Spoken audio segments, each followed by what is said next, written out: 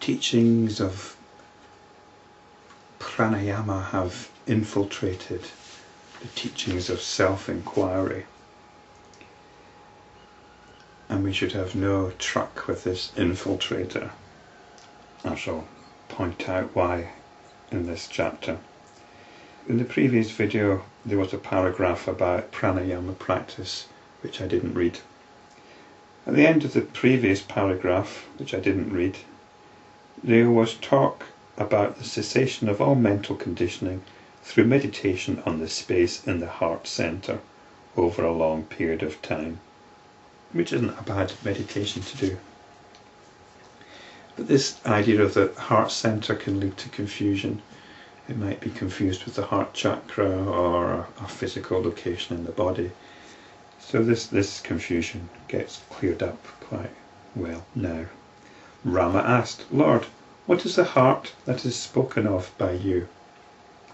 Vasishta continued, "O Ram, two aspects of the heart are spoken of here. One is acceptable and the other is to be ignored. The heart that is part of this physical body and is located in one part of the body may be ignored. The heart which is acceptable is of the nature of pure consciousness. It is both inside and outside, and it is neither inside nor outside." So basically we're talking about the heart of everything, which is our awareness. That is the principal heart, and in it is reflected everything which is in the universe, and it is a treasure house of all wealth. Consciousness alone is the heart of all beings, not the piece of flesh which people call the heart. Hence, if the mind freed of all conditioning is gathered into pure consciousness, the movement of prana is restrained. So prana is being identified here with the movement of thought, but we don't need to be concerned with this. This is an unnecessary complication or involvement. This is what I meant by the infiltration into the teaching of self-enquiry of pranayama. By any one of these methods propounded by the various teachers, the movement of prana can be restrained. These yogic methods bring about the desired results if they are practiced without violence or force. When one is firmly established in such practice with simultaneous growth and dispassion, and when the mental conditioning comes under perfect restraint, there is fruition of the restraint of the movement of prana. You don't need to be bothered about this. I mean, it might be your thing and you can go along with it. But I'm just going to quickly read once again, I think I've read it before, part of the introduction to section 6 of the Yoga Vasishta. The translators included a long quote from Bhagavan Ramana Maharshi, and I'll just read the last part of the quote. "It is true that it is only possible for mature minds, not the immature ones. For the latter, repetition of a mantra under one's breath, japa, worship of images, breath control, pranayama, visualizing a pillar of light, and similar yogic and spiritual and religious practices have been prescribed. By those practices, people become mature and will then realize the self through the path of self-enquiry." So I think Ramana Maharshi is being quite generous here. He's saying if you're engaged in yogic practices like pranayama or other meditative practices, then they'll help prepare your mind for self-enquiry. There's nothing the mind can do to prepare itself for self-enquiry. The mind either practices self-enquiry or it doesn't. Self-enquiry is the only preparation for self-enquiry. But I think probably Ramana Maharshi is being generous to people that have probably devoted a huge part of their life to these practices. But he's not saying that they lead to self-enquiry, only that they might help the immature mind mature. During the practice, one may use the eyebrow centre, the palate, the tip of the nose, or the top of the head, 12 inches from the nose. Thus the prana will be restrained.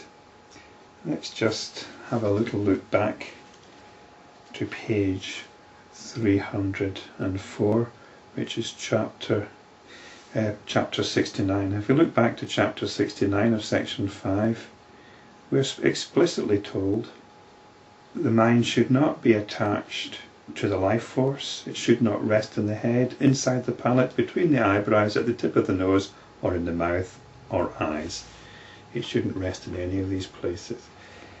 In other words, we're not interested in pranayama.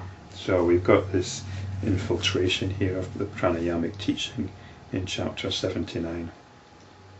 Again, if by steady and persistent practice the tip of the tongue can touch the uvula, the movement of prana will be restricted. There's a confusion here between stopping thought and stopping conceptualization. We're not interested in stopping thinking. The liberated mind is like cutting off a hand. The mind is a tool. The mind is the organ of thought. We use the mind the same way we use our other senses. The liberated person, though, is not being a slave to the mind, is not being a slave to the senses. The liberated person is not being hijacked. The liberated person is not being hijacked by belief in their own notions, by belief in the constructions of their mind, by belief in the reality of the constructions of their mind. It's not about stopping thinking. Pranayama might be good for stopping thinking, but it's not about stopping thinking. Self-enquiry is about stopping conceptualization. So there's a limited understanding at work here. Surely all these practices appear to be distractions, but by their steady practice one reaches the absence of distractions. That might well be true.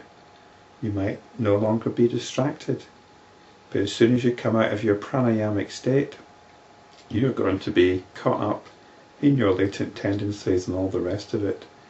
It is only by such steady practice that one is freed from sorrow and experiences the bliss of the self.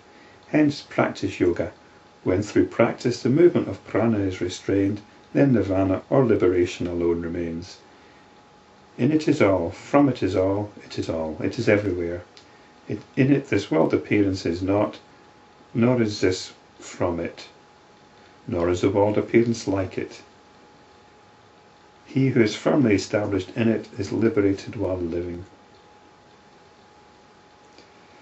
He whose mind is firmly established in peace through the practice of yoga has the right vision of the truth.